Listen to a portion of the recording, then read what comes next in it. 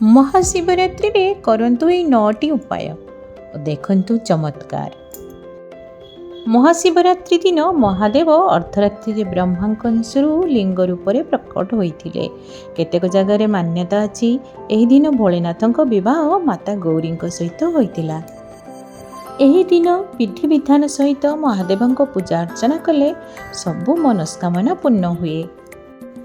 आसंतु जानिबा उपाय गुड़िक कौन कौन। शिवरात्रि दिन घरे पारद शिवलिंग स्थापना करी प्रतिदिन पूजा करंतु। याद्वारा रोजगार वृद्धि हेबा जोग सृष्टि हुए।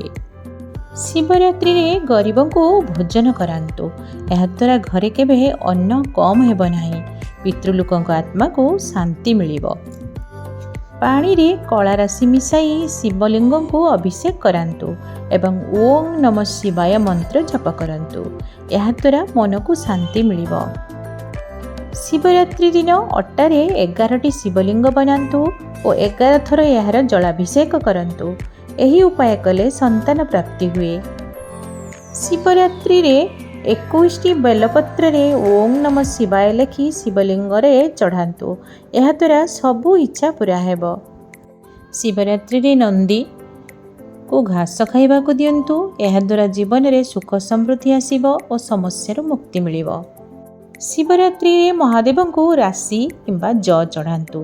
राशि चढ़ाइले पापनाश हुए और ज चढ़ाइले सुख वृद्धि हुए।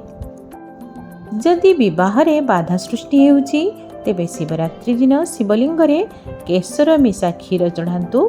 शीघ्र विवाह जोग हेबो। एही दिन माछ को अट्टार गोली खुआंतु। खुआइबा समय रे महादेव को ध्यान करंतु।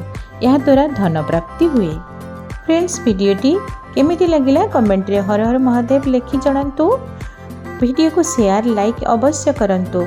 चैनल को सब्सक्राइब करने को बिल्कुल भूलंतु नहीं। हर हर महादेव।